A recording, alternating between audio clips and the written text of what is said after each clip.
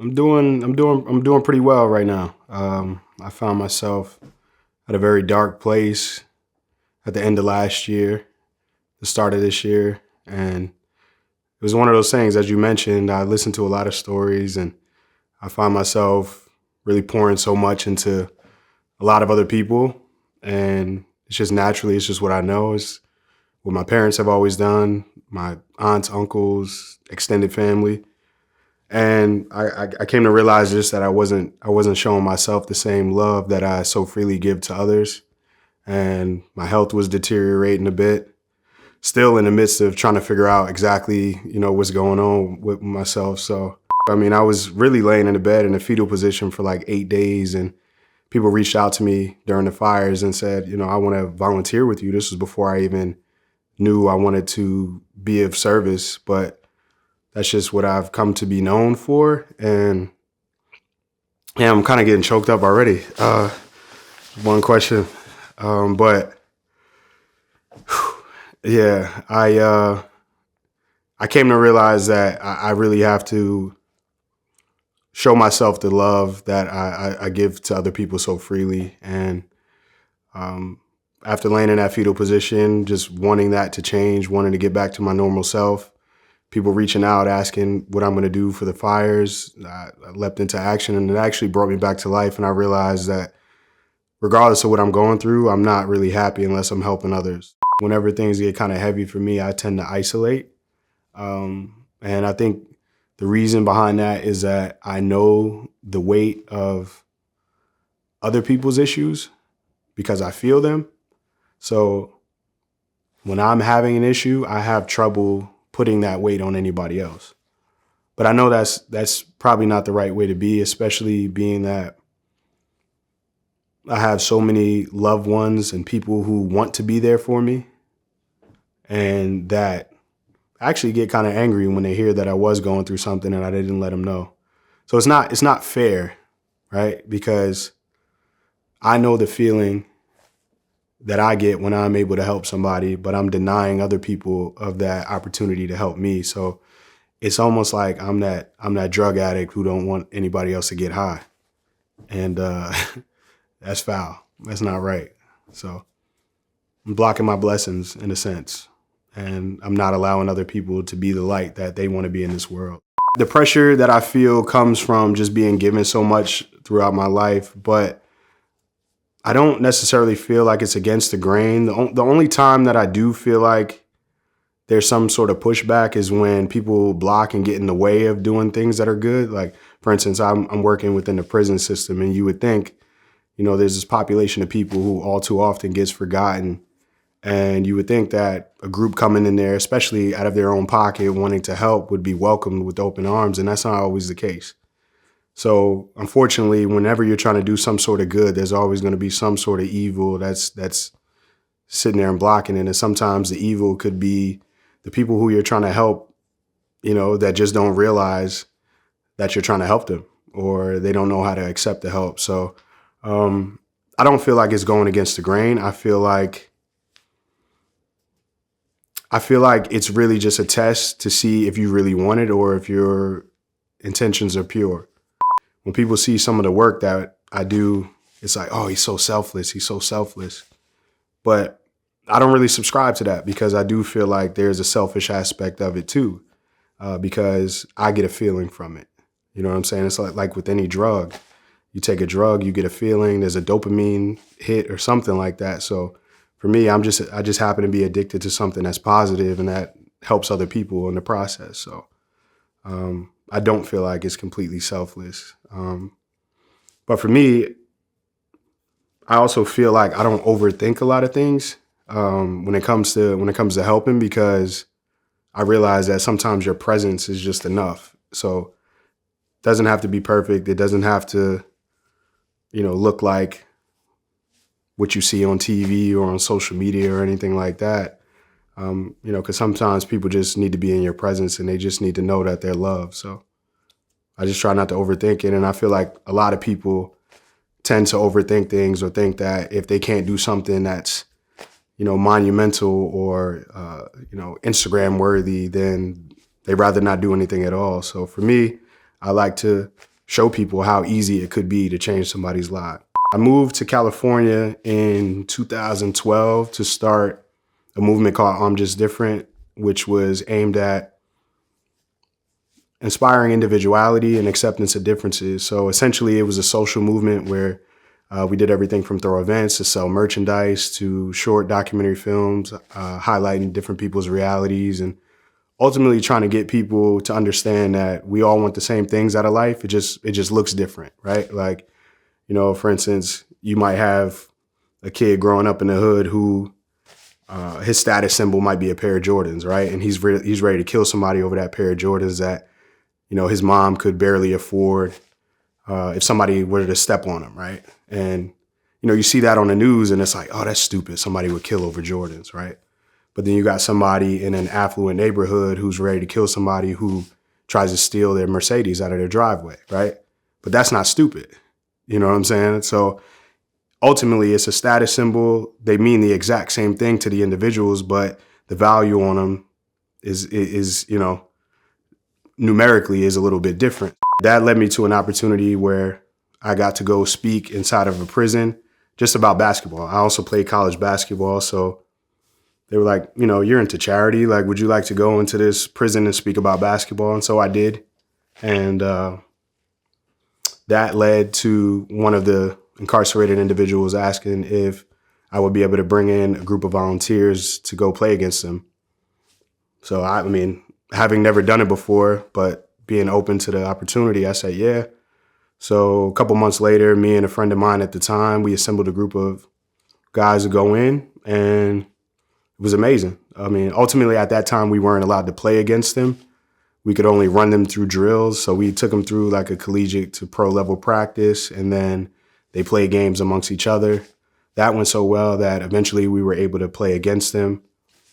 And it just started kind of growing from there, but we didn't have any sort of plan for funding. It wasn't an idea where, hey, we're going to start this nonprofit. It was just an opportunity for us to go whenever we could. A couple years later, I was actually at one of my favorite bars in LA, and a guy walked up to me. He's like, Tory? And I'm like, yeah. He was like, man, you don't realize how much your prison program helped me through my last 2 years in prison. And as we got to talking, I realized that he had done 20 years in prison. He went to prison when he was 36 years. No, he went to prison, when he was 16 years old, tried as an adult for murder, and then got out at the age of 36. And now he's in the bar buying me a drink. So it was crazy. He talked about how much it impacted his life, how much he looked forward to it every time we came in. And it was at that moment that I realized that, I had to start something that was more sustainable. So I got with one of my best friends, Darren Duncan, and we started Between the Lines. And this was 2018, I believe. So in 2018, we ended up going back into the original prison that I went to go speak in. And we've been rolling ever since. That's one of the questions we always ask, like, what are some common misconceptions? And I think what comes up more times than not is that people are unable of change. People on the outside have this idea that once this, always that, and that's not necessarily the case. Again, if we understand the root, this person might have come up in a neighborhood where it was kill or be killed. They were young, they were in a gang, or it might be cyclical where, their father was in jail, their father's father was in prison, So when you understand people's circumstances and you get to the root, you recognize that everything happens for a reason. And then you can also give some sort of grace and understand that change is possible. So I think the biggest misconception is that change is not possible. That's one of the biggest ones. Or thinking that these people want to be where they're at, or they want to live that life that they, unfortunately we do see that sometimes, the streets seem glorified. But again, it's the influence of so many things around us. Movies, music. We're bombarded with these images. One of the things that's been coming up a lot also is the idea of branding. And when we think of branding, we typically think of like advertisement or corporations and whatnot. But there's branding when it comes to races or people from a certain neighborhood. And that's how these misconceptions, these stereotypes, these stigmas actually come about, and they start to stick. The idea that black people in America are lazy when we actually built the country is crazy. But it's branding, right? It's like if you could sell it, if you could market it properly, some people are going to go with it, especially if they don't know anybody to dispel whatever misconception might be. I think often we say what we would or wouldn't do, but until we're in those situations, you can't really say what you would or wouldn't do. So I get a lot of people who speak about, well, why are you helping these people? You know, this one murdered that person, or did you think about the victims? Yeah, I think about all of that. You know, and I'm somebody who has family on both sides of the law. And oftentimes people will ask, well, what if somebody were to murder a sibling of yours? And to be honest, I can't say what I would do, but I'd like to think that I would have some sort of grace, because I do believe that everything is a result of something else, whether it's a trauma that somebody's been holding on to for years, or whether it's a lapse in judgment due to drug use, or whatever the case may be. There's always there's always roots to whatever we're witnessing in real time. So time is a luxury, space to sit and think. Who am I? Ask yourself those long, open-ended questions. It's a luxury that a lot of people don't have. And unfortunately, for some people, it takes going to prison to have that luxury.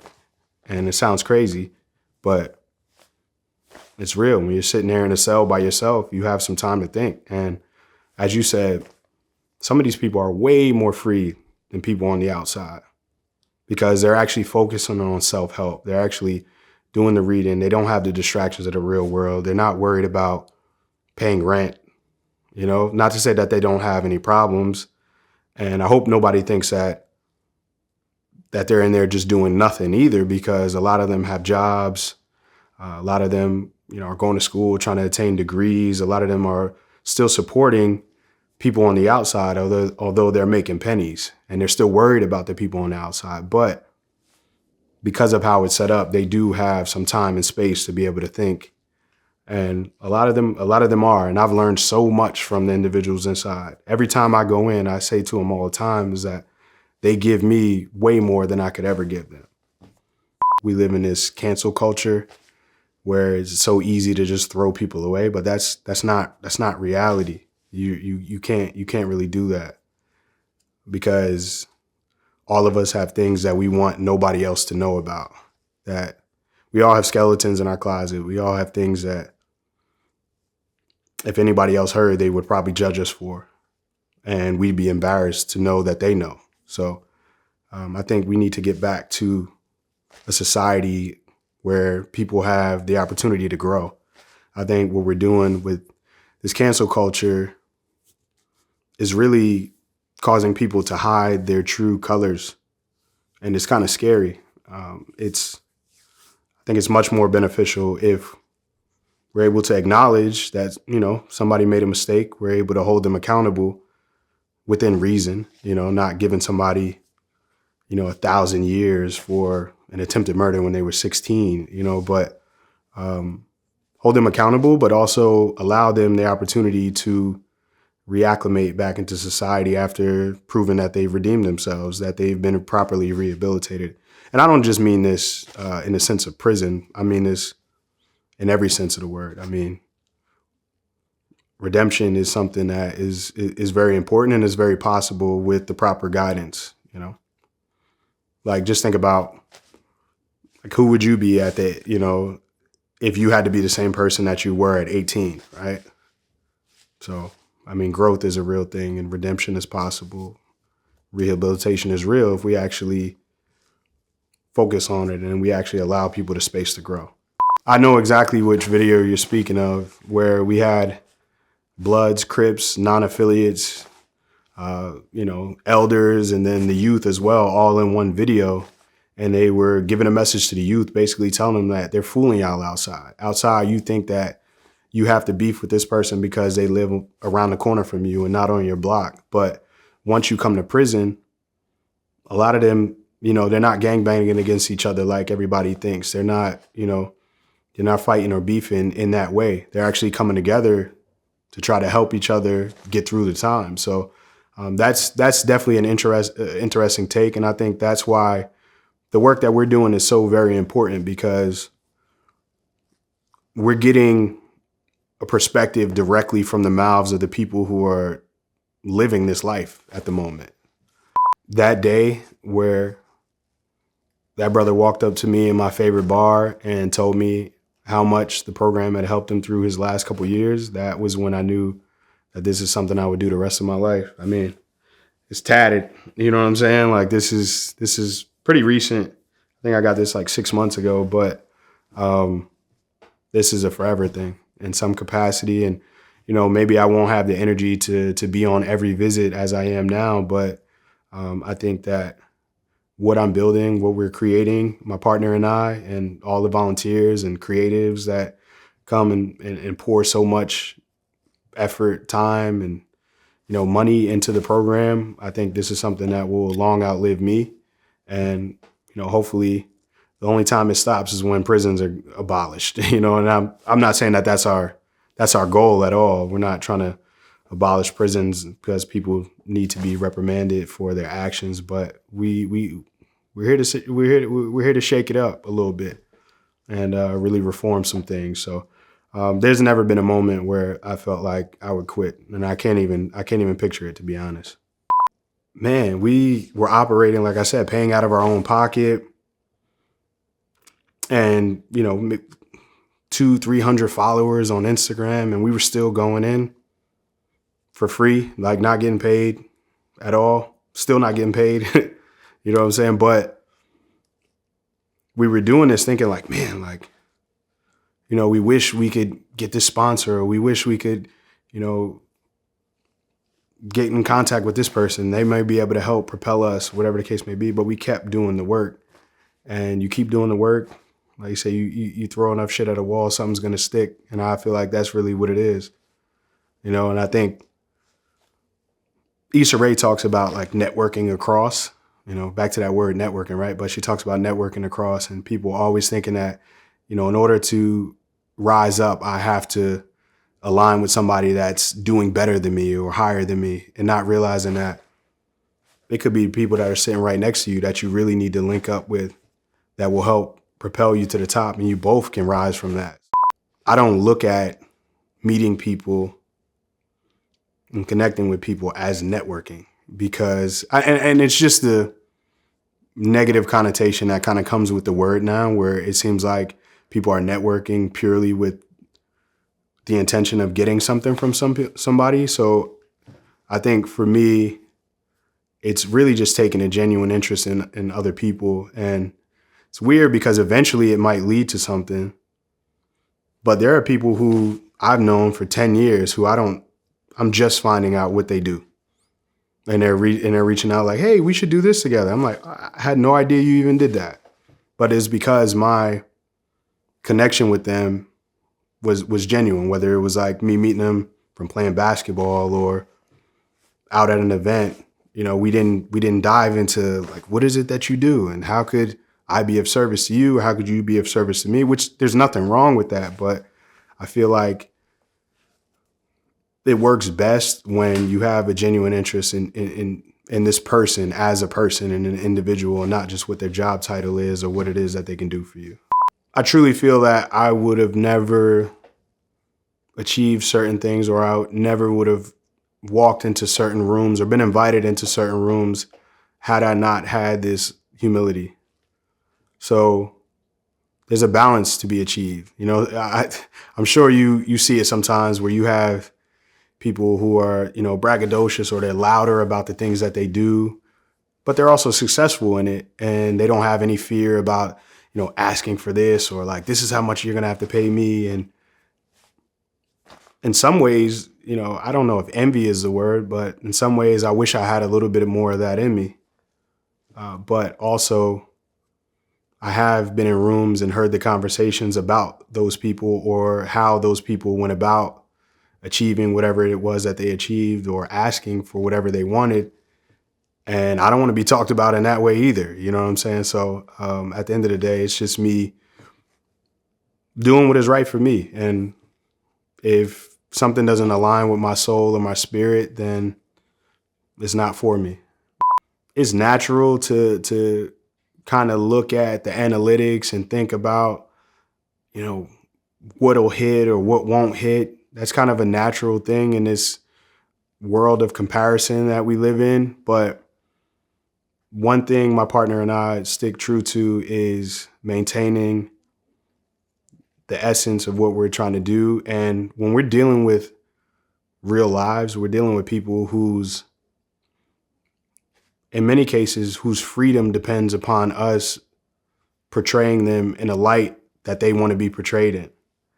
So we're not talking about fictional characters. We're talking about real individuals with real feelings, real families. So there's ramifications, there's consequences that come with missteps. And we want to try to eliminate those before they even happen. So we want to avoid those in any way. So our goal is to humanize people through our storytelling and really draw parallels between the lives of everyday individuals and the people who are incarcerated. And it takes work. I mean, we're on YouTube where we see a lot of outrageous titles. Things can be very sensationalized and salacious to try to get clicks and views. And I mean, news, like I said, you watch the news, they're going to throw crazy titles at you just to get you to watch or keep you engaged or make you feel something. So there's a balance that can be achieved, but we have to make sure that we're never exploiting anybody for our own personal gain. We were fortunate enough to have Wallow come into prison with us a couple times. So we just did a book club at Richard J. Donovan prison in San Diego last week. And he speaks about how the scariest day throughout his whole experience in prison was the day that he got out, because he then had to be the very person that he told everybody he was going to be, right? All the promises that he had previously made, he had to make sure that he delivered on them. And that was a scary moment for him, because now he's stepping out into this world where there's all sorts of temptations and everything is set up to pull him back and put him right back in that prison that he just walked out of. So I think that it's very important to have a clear idea of what it is that you want to do and make sure that everything that you're doing on a day-to-day basis is in line with that. There was an exercise within the book. It was like one of those books where you like sat down and you read it, and then you also had to like write in it as well. And like they had a bunch of exercises you had to complete. And one of them was you writing your own eulogy, as if you were at your funeral and you're writing what you want people to say about you, right? So once you wrote that, like, I want to be this, this, and that, I want to be known for this, this, and that, you had to then re-engineer your life, reverse engineer your life. And from there, you kind of make sure that everything that you do is feeding that. And that's something that I try to live by. So with our program, it's having a clear idea of what it is that we want to do, and then making sure everything falls in line with that. So anytime we might find ourselves veering off, we get right back to that. Finding balance, that's it. Me, I think I'm somebody who is very reactive to situations, to stimulus. When I see something, when I recognize that there's a void or there's a way to help, I feel like my creativity kicks in and I can be somewhat relentless in that pursuit to help that person. And I don't think about, well, what's it going to cost, or, what the logistics are always. It's like, well, we got to help them. We got to figure it out. So I think in all of this, I really realized how much of an empathetic person I am. I mean, after our visits, like, I'm usually no good for a week. Like, we talk about the low moments that I felt in this past year. It's weird because like every time I go in, there's like this high, but then there's this extreme low at the end too, because it never feels like I'm doing quite enough. So I just think I've learned just how empathetic I really can be. And I've learned that I'm also powerful beyond my own, my own imagination too. So I'm just grateful. Honestly, it's like all the time I'm just grateful. I just pray to continue to be blessed in the way that I am and allow me to be a service to other people. And ultimately that's what I want my legacy to be. Times get hard, things get rough. There's a lot going on. There's a lot being thrown at us right now. There's a lot of distractions out there. But if you were given a dream, if you were given any sort of vision from God or whomever you believe in, it's proof that you have everything in you to achieve that. And don't take it lightly, because time is of the essence, for real. We don't know how much time we have.